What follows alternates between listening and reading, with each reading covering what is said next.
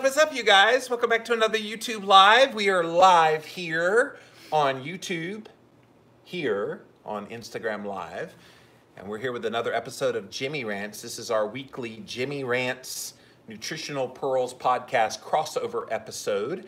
So if you are brand new to Jimmy Rants, go to jimmyrants.com. You'll see how the show works. We start off on YouTube Live or Instagram Live. Sometimes we throw in Facebook Live, but we go live, and I'm live everywhere at Living Low Carb Man. So go check us out, LIVINLOWCARBMAN. And you can engage live on my Instagram channel, my YouTube channel, or my Facebook channel. And then we post all of the episodes in archive form over on YouTube. So definitely go follow me on YouTube. Type in Jimmy Rants as a keyword search. You will find the show. Finally, we do have a podcast associated with Jimmy Rants over on Apple Podcasts as well as Stitcher. All of these links are at jimmyrants.com. But also, this is the Nutritional Pearls podcast. So we're going to start that podcast. It airs on Mondays, nutritionalpearlspodcast.com. We're going to start that podcast right now. Hey guys, we're back here on the Nutritional Pearls podcast. Nutritionalpearlspodcast.com is the website. This is the show where we talk about nutrition, not necessarily any specific nutrition, but nutrition through the prism of nutritional therapy. And to help us do that, we have a nutritional therapy practitioner. Her name, Christine Moore, NTP. What's up, Chris? Not much, just hanging out with you. Hanging out with you, and my name's Jimmy Moore. I'm the international best-selling author of Keto Clarity, and our latest book that we have together is called Real Food Keto. Real Food Keto. So realfoodketo.com if you're interested. But we are here on our weekly show that we do as a crossover episode of Jimmy Rants and the Nutritional Pearls podcast, doing it live. And so I thought today, why don't we ask all of our peoples, we love you peoples, to chime in with your questions about nutritional therapy. So give them some ideas of the kind of questions that you want to answer. So anything dealing with digestion, Yeah. anything dealing with hydration, vitamins and minerals, I'll do my best to answer any questions in that field. Yeah. And then maybe some detoxification. Yeah. And adrenal health and how that relates to hormones and stuff like that. So. And you do have autoimmune disease, so there's a lot of people that deal with that as well. So yep. Could certainly answer some of those. So we did on Instagram. So I'm going to pop over to Instagram. We did have one question on Instagram. Any vitamin recommendations for someone going keto carnivore that does not include organ meats? Well, the first answer is try to include organ meats. Right? It's so funny. Usually when people ask questions, I get this on Keto Talk, my Thursday podcast. People will ask questions, and within the question, they're answering it. They know the answer. They just want confirmation. Are you sure? But what say you, NTP? So a big one, in my opinion, is K2. Yeah. And D kind of goes along with that. Right. Vitamin D. Right. That most people are not deficient in calcium, but they are deficient in D and K2. Organ meats are very rich in the K2, and so are your leafy greens. But if you're doing carnivore, you're not getting those leafy greens. So I would take a vitamin D3 K2 supplement. This kind of helps tell calcium where it needs to go in the body so you don't develop bone spurs or osteoporosis or something like that. Zinc is another one that's really good in organ meats. And that's good for stomach acid primarily. Well, it's good for stomach acid, and it's good for immune health too. So it's an immune booster.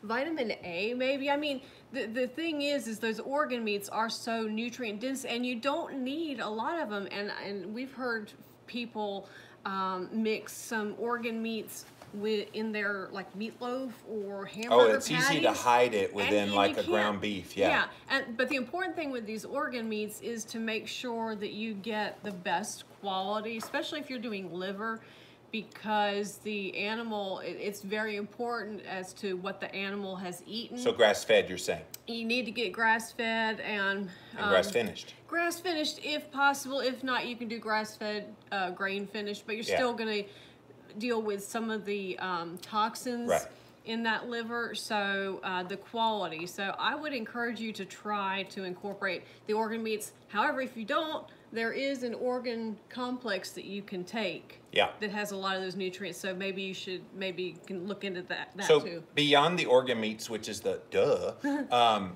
what could they do to get some of that, to answer the question, beyond organ meats? Is supplementation enough? Yeah, I mean, that's a trick question, because the real answer is no. Yeah, well, you want to get nature's vitamin if possible, which is organ meats. That's the preferred way. But if you're not going to do the organ meats, like I said, you can do that organ complex that's freeze dried and it's still deficient though. I was talking to this Dr. Paul Saladino on the Live and La Vida Low Carb show the other day, and he was asking me with my keto carnivore whether I'm including any organ meats, and I told him about the complex, and he said, oh, it's so minuscule amounts in even the complex. You would have to take so much of the complex in pill form to get anywhere close to the nutrient density that you get in actually eating the organ meats. Yeah, and a lot goes into... It's better than nothing, I suppose. Well, it is. But a lot goes into whether you're going to be getting enough either way. If your digestion is not working right, you're not going to be able to digest and absorb those nutrients properly. So it's a big picture, but I would say if you're not including the organ meats, you have to supplement. Yeah. So if you're just joining us, we are doing our weekly show that is the Jimmy Rant's Nutritional Pearls podcast crossover episode. We're live on Instagram here. We're live on YouTube there. We're going to be coming to you here in a minute, YouTube, but we've got a few more questions. And if you have your questions, please type them in about nutritional therapy. This is not like general keto questions, but about nutritional therapy, which I can't get that to... Oy vey. Hi. So I just sent a hi. There we go. Whew. I couldn't get it to let go. It was like... It froze on you. Stuck on me. Okay, so going back to the questions, Downtown Vapors, what is the best mineral supplement for a 25-year-old male who eats a really bad diet? First of all, don't eat a bad diet. The supplement is eat real food. That's your supplement. First of all, eat a good diet. Mineral supplement... depends on what your need is. I mean, if you need electrolytes, then it's an electrolyte complex thingy with the sodium, the magnesium, the potassium, calcium, that sort of thing. Keto Vitals, we like that one a lot. We also like Jigsaw Health. Yeah, but it just depends on what your needs are. The problem with a crappy diet is that it ends up leaching. Your body has to deal with that crap. Yeah. And it actually, in order to deal with that crap, it has to take nutrients from your body, and so you become depleted. So my first inclination would be say to improve your diet. Eat real food. That's the best supplement for a 25-year-old who eats really bad. Eat real food. But zinc, again, is another one that's good for... What is it? Zinc. Oh, zinc. Zinc, good for stomach acid. I thought you said think again. No. I was like, think again about what? No, zinc and is good for, like I said, the immune system and stomach acid production and wound healing, and also for other things. So, yeah. Right. I guess that's... So downtown, I'm kind of... Are you done talking? No, I'm just kind of baffled by the crappy diet. Yeah, well. Downtown Vapors also want to know where they can find Berberine Plus. I mentioned it in a previous Jimmy Rant. So that's ketoliving.com. So that's a blood sugar regulator. Yeah. You like Berberine Plus? Yeah. It's got the chromium and the banana leaf and berberine. That's good stuff if you're having a little bit of trouble with blood sugar issues and you want something natural to try. I recommend that. Kimberly says, my doctor informed me this week that I needed to start taking 1,200 milligrams of calcium. I felt really sick. Should I have it and work up to this full dose of 1,200 milligrams of calcium? So calcium is a tricky one, Kimberly. Listen to what Christine's going to have to tell you, because it's not a calcium issue at all. Right. So a little bit of history kind of would help. Why is he recommending the calcium? But for most people, again, especially if you're doing keto, you're not deficient in calcium. plenty of calcium from dairy especially. Right. It's the problem, the calcium doesn't know where to go into the body if you're deficient in D and K2. So that's probably where you need to be looking. So vitamin D and K2 is what you need, and actually a lot of companies are now starting to put vitamin D3 and K2 into a supplement together. Yeah. What I was going to say about the calcium, the problem with taking calcium and not having the D and K2, if you're taking calcium like that, it can build up in inappropriate places, like in your arteries. You can develop bone spurs and things like that. You can develop osteoporosis. So it's possible to have osteoporosis and bone spurs at the same time. Right. But it's because the calcium doesn't know where to go. Right. And that's where D3 and K2 come into play. Yeah, and you also need vitamin D to help the parathyroid in a process called bone remodeling. So if your blood gets too acidic, which means too low on the pH scale, then calcium is taken out of your bones and put into the blood, and it raises the pH of the blood. And likewise, if your blood gets too alkaline or too high on the pH scale, then the calcium is taken out of the blood and put back into the bones. So you need the vitamin D for that to work with your parathyroid and calcitonin. So for vitamin D, it could be as simple as about 20 minutes of getting as much of your body exposed to sunshine during the daytime. For a lot of people, that's not enough. Depending on where you live, you may need to supplement. We tend to supplement with vitamin D3 gel caps. Yep. Just be careful that you don't get gel caps that have soybean oil as the oil that it's in. Ours is in coconut oil. Ours is in coconut oil. They make ones in olive oil. I think I've seen them even in like almond oil and other, maybe avocado oil, but make sure you get a good quality one. And then as far as K2, what foods contain K2 that they could be eating more of? Oh, definitely your organ meats.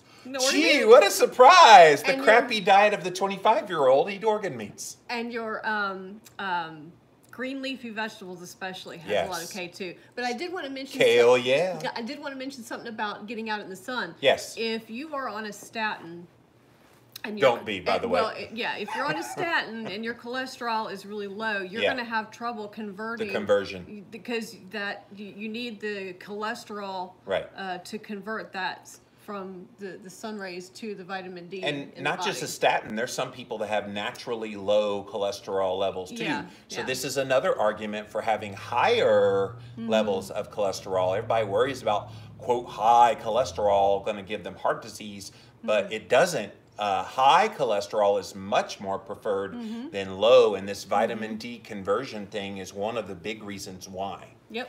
So hopefully that helped you out, Kimberly. RV Buggin', it looks like keto kicks up hot flashes big time. Anything I can do to lessen them? So this is a hormonal response that Christine doesn't know anything about.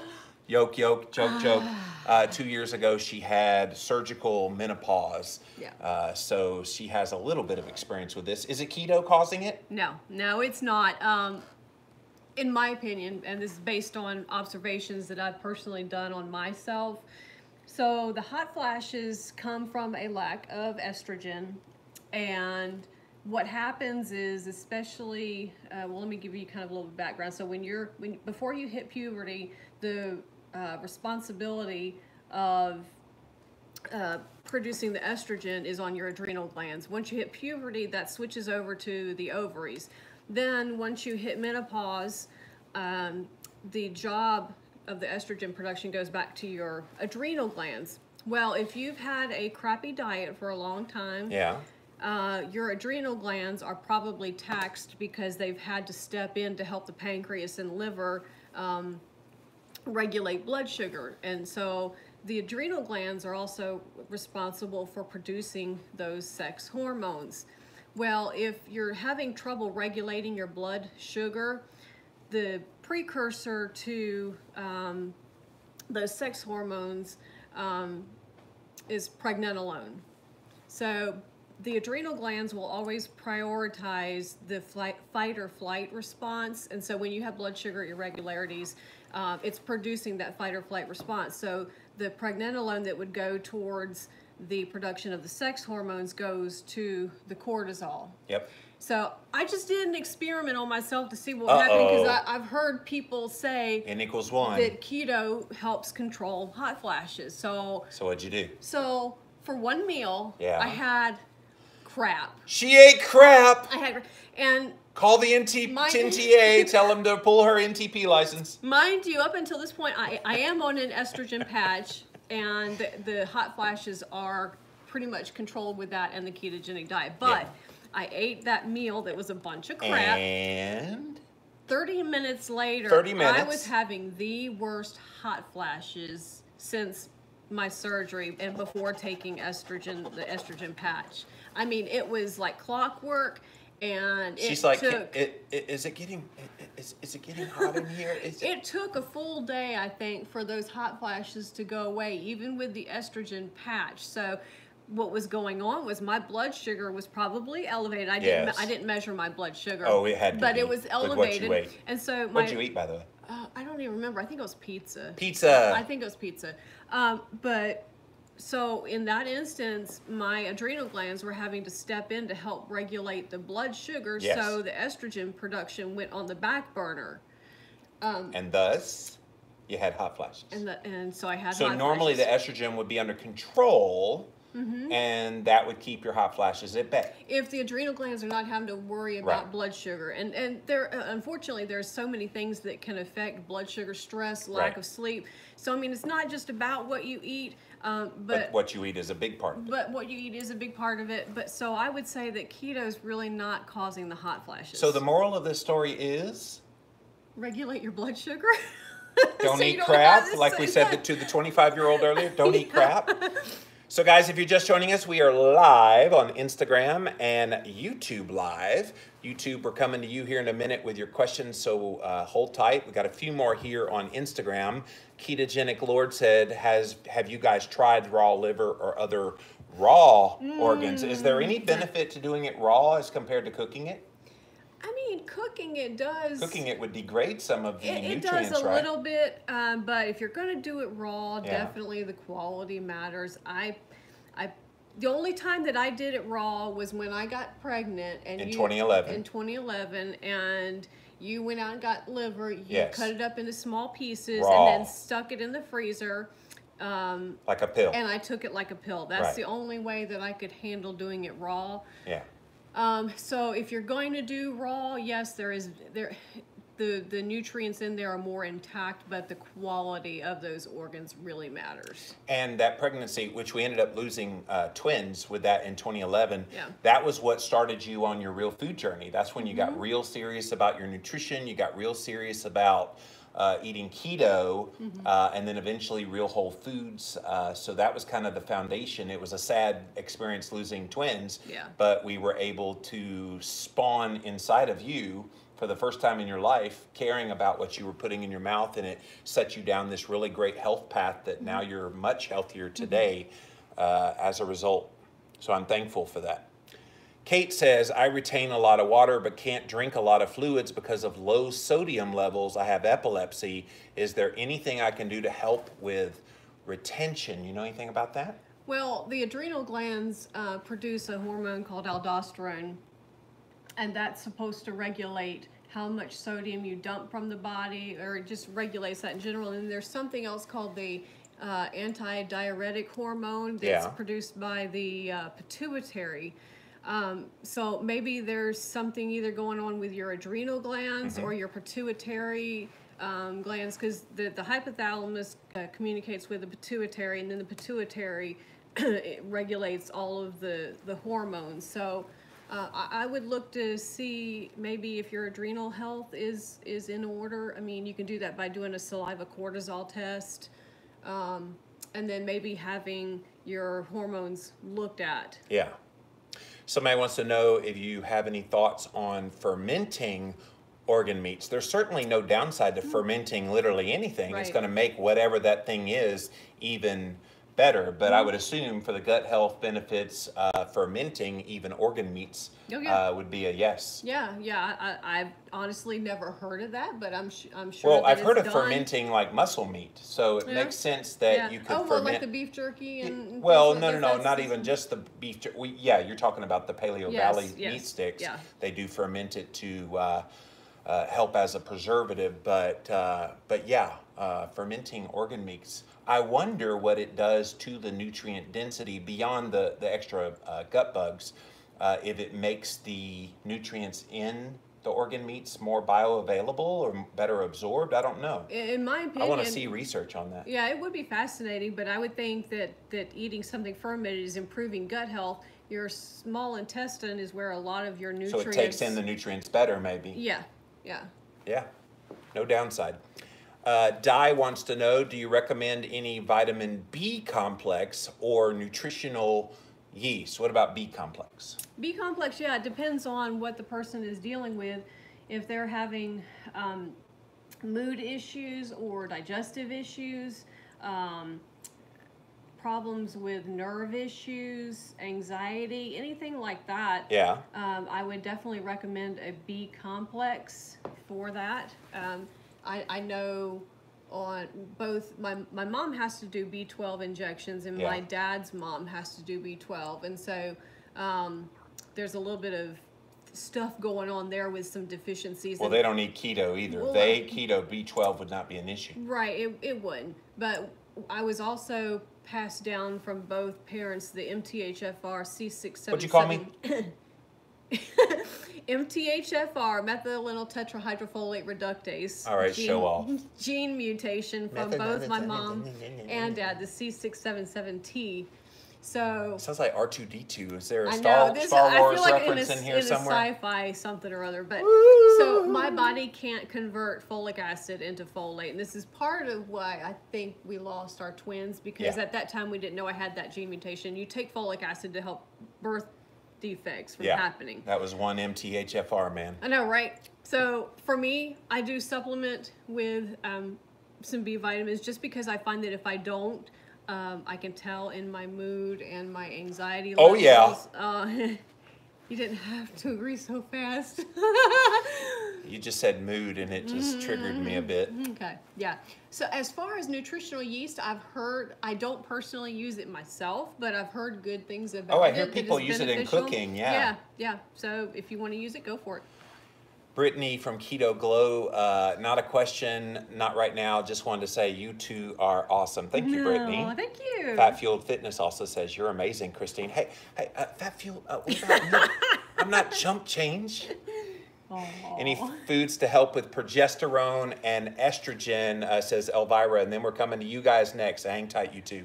I would just say overall a well-balanced diet, and the main thing is controlling your blood sugar. So if you are eating a clean diet already and you're maybe still having some blood sugar issues, I would look at stress, sleep, other things, because balancing those hormones is paramount to or balancing your blood sugar is paramount to balancing hormones. Right. So it's not just one particular food, it's just a well-balanced diet. All right, I'm going to go to my YouTubers. They have a few questions. So explain why D and K go together. What's the mechanism? Why do they go together? Now that's getting a little bit above my pay grade because I don't know all of the pathways. But you know one that doesn't work as efficiently without the other. Right, they need each other. Just like zinc and copper have an adverse reaction. So if you get too much zinc in you, you're going to be deficient in It's a yin copper. and yang. Yeah, that's in a yin and yang. But the D and K too work together, and a lot of our vitamins and minerals work together. They need so they're called cofactors. Cofactors. And so they need we talk each about other. this in our book, Real Food Keto, if people are interested. Lisa wants to know how much magnesium is good to start. I'm taking K2 and D3 and about 300 milligrams of magnesium. I would think, depending on their deficiency in magnesium, what would be other factors that would determine how much magnesium they need, which is one of the electrolytes, by the way. Right. If you're having, if you're having any symptoms like muscle cramps or hand cramps or any of that type of thing. More magnesium. Yeah, I would do a little bit more magnesium. You don't want to do too much potassium. That can be dangerous. Much potassium is just as dangerous as too little potassium. So Right. before you take potassium, I would want to know your potassium status, Yep. how you're doing with that. My best recommendation, if you are having the muscle cramps, is to find an electrolyte supplement that's well formulated, because you can get too much of one thing and Yeah. not enough of another. Again, these things all work together, and so they have to be well formulated and in their proper amounts. Plus, it's a little bit less expensive finding something that's already mixed together instead of taking potassium and magnesium Right. and chloride and Right. all these other Well, things. that's why we like the Keto Vitals and some of the other ones that are out there, Yeah. because they do have it all together in one place. Yeah, and I yeah. would recommend, just for starters, follow what's on the bottle.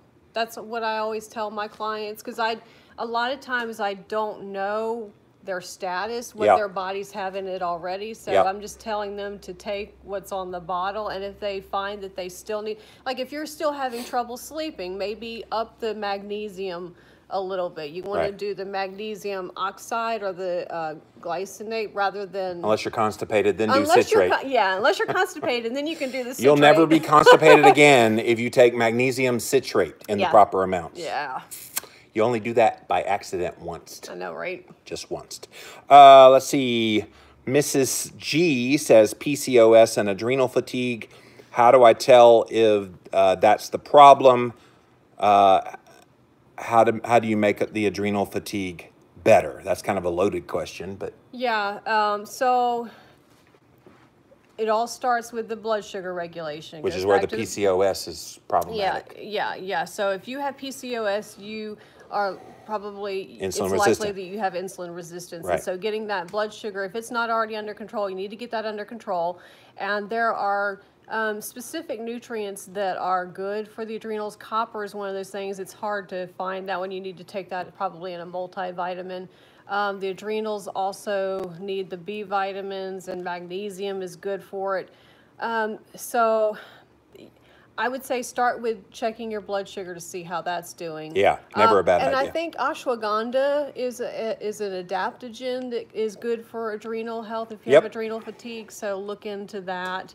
I think licorice root is another good thing for adrenal health. Mm-hmm. So I would want to know why the adrenals and the PCOS is happening. Right. And it goes back to the blood sugar issue there. And if you're interested in adaptogens, I just did a whole podcast on Keto Talk. Go to ketotalk.com, all about a primer on various adaptogens, including ashwagandha and a bunch of other words I can't say. So, Yeah. Deneen wants to know, how much organ meat should you eat weekly? Is there a set amount? Oh my goodness.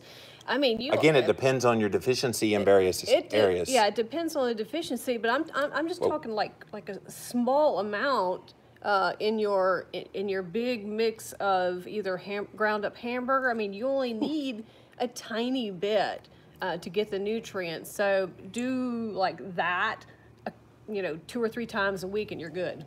Right. If So, that helps, I hope that helped. you done? Yeah. Because it disappeared on me while you were talking. Oh. You know I love running my mouth. Yeah, she runs her mouth.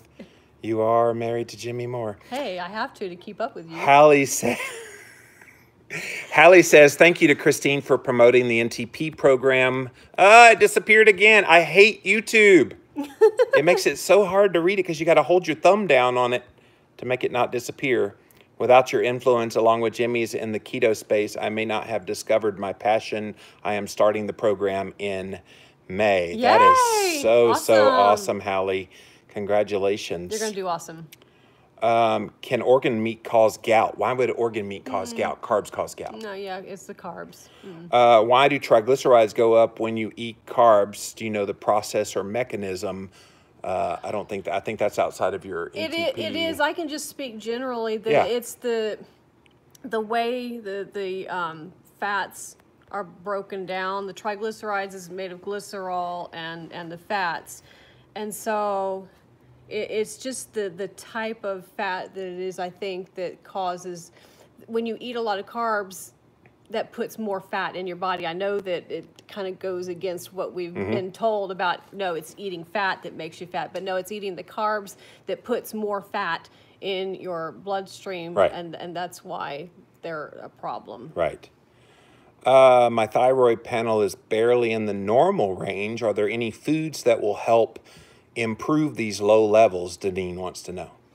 So anything that's rich in iodine you have to be careful with, because if you have an autoimmune condition, Yeah, which you do, Hashimoto's. doing the iodine can actually make things worse. But if you don't have an autoimmune condition, you want to eat the things that are rich in iodine, and those are a lot of your sea vegetables like spirulina, kelp, things like that. Right. And then tyrosine is another thing that the thyroid depends on. So getting enough of the tyrosine, which is an amino acid.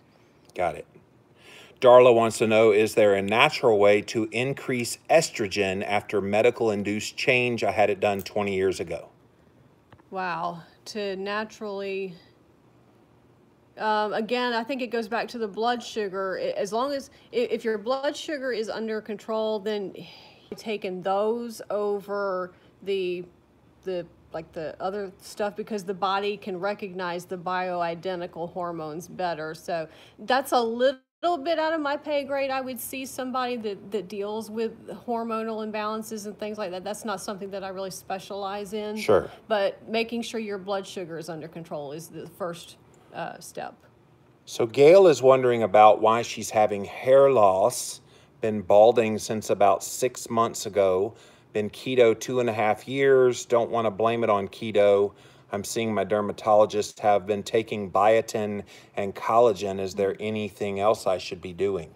Well, it depends on her calorie intake, because if you eat calories, your hair will fall out. Sometimes even just a new change in your diet will do that as well. Yeah. But she says 2.5 years on keto, so that would be it. I would, if you haven't already, consider having a full thyroid panel done. And I mean, when I say full, I mean all of it. Everything, including the antibodies. Maybe we do a whole Nutritional Pearls about all those things and what they mean. Yeah. If you're interested. Yeah, Would you guys be interested? Yeah, I'll do that. Yeah. But hypothyroidism, a classic sign of that is hair loss. And so if you're also dealing with fatigue, if you're dealing a little bit with mood issues, if you're dealing with weight gain, unexplained weight gain, feelings of being cold in a room temperature room, Yep. then I would seriously... You just described all of your symptoms, and Yes. you've had big clumps of hair come out in the past. Yeah, I have, and it was due to my thyroid. So I would seriously look at your calorie intake and then consider having a full panel done, thyroid panel. Just had thyroid run last week. Doctor said it was okay. Well, but Gail, that doesn't mean a darn thing, because when they look at thyroid, they're looking at TSH only, generally, maybe T3 and T4. and T4. But here's the thing: your TSH, T3, and T4 can all be in the normal range, but if they're not looking at those other numbers, like the antibodies and the reverse T3. Thank you. Those numbers can be off with your TSH, T3, and T4 being normal. The problem is the way the medical system works now. The doctors are told, based on TSH, T3, and T4, if those are okay, then there's nothing wrong. But if you're having symptoms, there's something going on with your thyroid. Yeah, definitely look up 2 resources. Datis Karazian, just do your best to spell it in a Google search. He's got a great book about thyroid. If you put in DATIS and thyroid in a Google search, you'll find his book. Yeah. And then Janie Bowthorpe, why do I still have symptoms when I'm told my thyroid is normal, or something like that. And we'll do a whole Nutritional Pearls at some point going over all those numbers. Yep. All right, YouTube Live, I'm going to set you back down because we got a few more questions over here on Instagram Live. Again, if you're just joining us, we are doing our weekly Jimmy Rants Nutritional Pearls podcast crossover episode. I'm Jimmy Moore. This is Christine Moore, NTP. She's answering questions all about nutritional therapy as she stabs me with her rings. What do you think about CLA conjugate linoleic acid? Chow from Italy says Tunello71. You know Wow. anything about CLA conjugate linoleic acid? What about linoleic acid? You know what that is? I know it's an essential amino acid. Right. And linoleic acid, linoleic. That's your She's going between omega-6s. linoleic and linolenic. Yes, Because there's that's two your- that are really close in. That's your omega-6s. Right. The alpha linolenic acid is your omega-3. So if you're speaking in regards to the omega-6s, then yes, those are they're important. We need them in our Right. diet.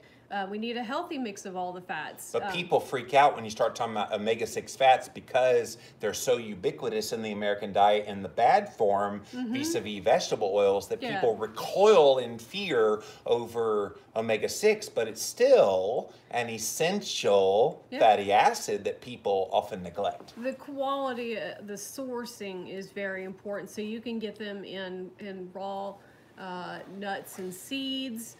You can Almonds. Yeah, and then you Macadamia can nuts. also get them in the oils, but the caveat here is that those oils have to be in dark bottles and they have to be cold pressed and organic. Not cold processed, because Yeah. they'll play There's a games with difference. you. Cold process is highly processed. Yeah.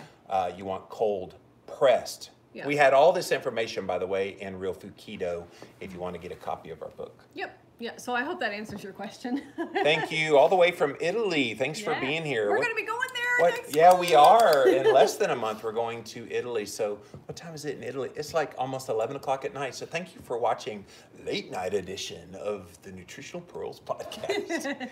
Why do you think carnivore is doing so well for you, Brashley? Well, let me ask NTP. By the way, I'm not doing carnivore. I will make this distinction all day, every day, because carnivore is way too high in protein for my metabolism. I'm doing keto carnivore. Regular Jimmy Rants followers will know that I make that distinction. But what do you think about why I'm doing well on this as compared to traditional keto?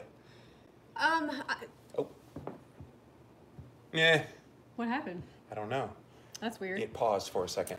So first of all, let me just clarify that it's interesting the experiments that you've done. You've done high protein and you've done high fat, and you did horrible on each of those. Yes. But once you got the mix of the fat and the protein correct, your body seems to do very well with it. You Yes. have some genetic factors where your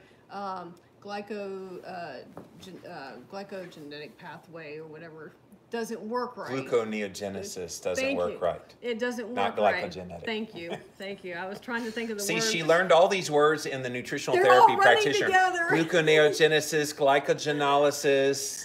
Glucogenetic. There's so many pathways. close sounding words. You got to keep up with them. But anyway, I'll keep you straight. So that pathway is not working right. So it was important for you to find the Proper mix. The proper mix. So I think a lot of people do really well on carnivore because maybe they have some gut health issues.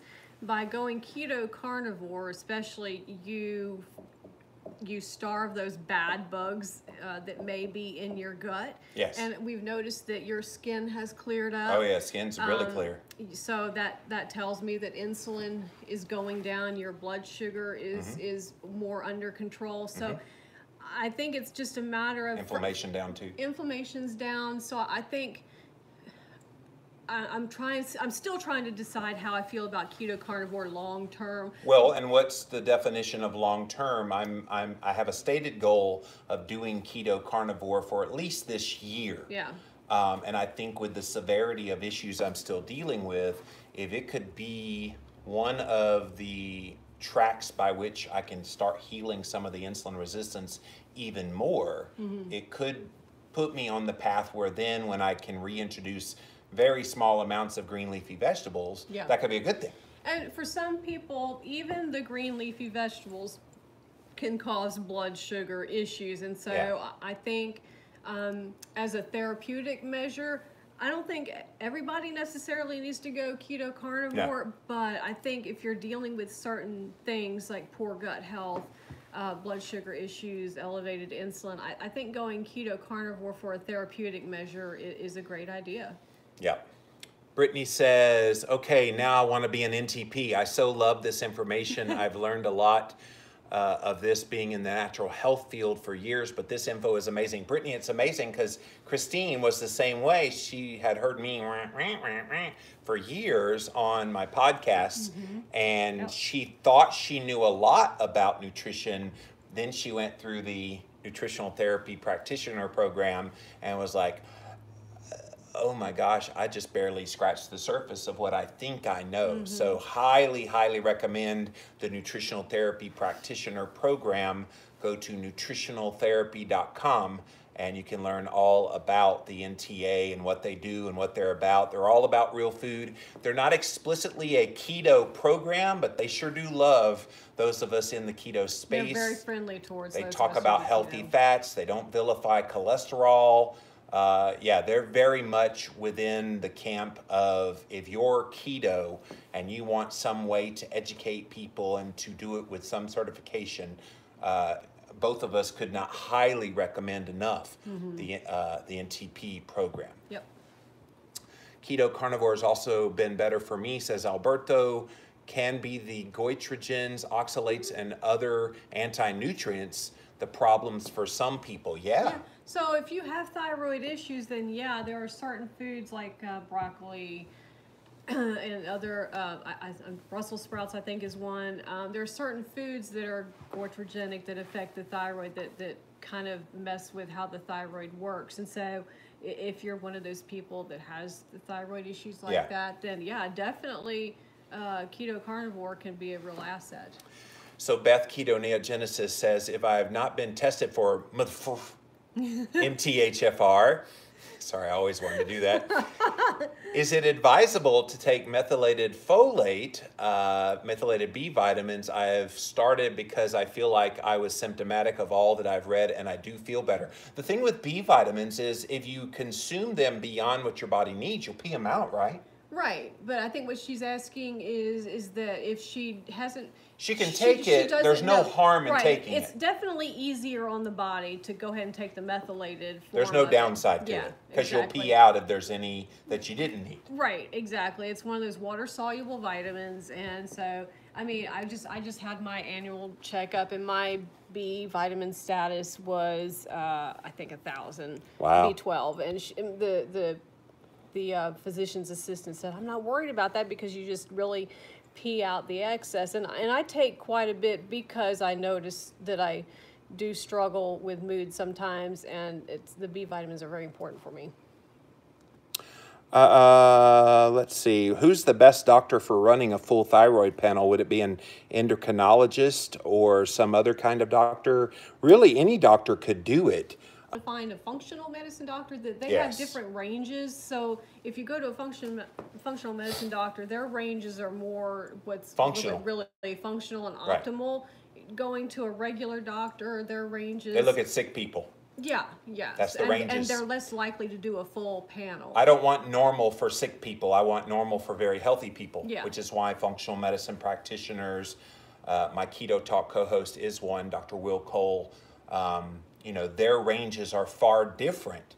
And in fact, if you listen to Keto Talk this week, we're going to do a whole primer all about the various health tests that you can run, why you run them, and then what the functional range is. So go listen to ketotalk.com this week. Later on Thursday is when that will air, and we'll talk all about those. But that's all the time, and that's all the questions we have for this edition of the Nutritional Pearls podcast, the Jimmy Rants crossover episode. So nutritionalpearlspodcast.com is the website if you are interested in checking out what we do there. Any final words of wisdom from Miss NTP? That's funny. NTP. NTP. My main thing is just be kind to yourself. I know that hearing all this information can be overwhelming, and looking online can be overwhelming. Find somebody that you trust, that you can get your information from, and learn to listen to your body. That's really important, because if you're not feeling well, something is going on, and you can't rely on a doctor to tell you, well, nothing's wrong with you. You know your body the best, so Be kind to yourself and listen to your body. And can I encourage you that if you hear something that's interesting to you, I know we talk about a lot of things here in a lot of different ways on this show, look it up. Do your own research. Dig a little deeper, and don't necessarily take everything you hear at face value, be it from me and Christine or anybody online. Hear the information, then go do your research and figure it out for yourself, because sometimes the best kind of aha moments is when you're triggered to learn more, then you go learn more, and then you can start applying what you've learned. And that's one of the goals that we try to do on the Nutritional Pearls podcast, is give you nuggets of information that you can take and run with it in the research. Not enough people do that.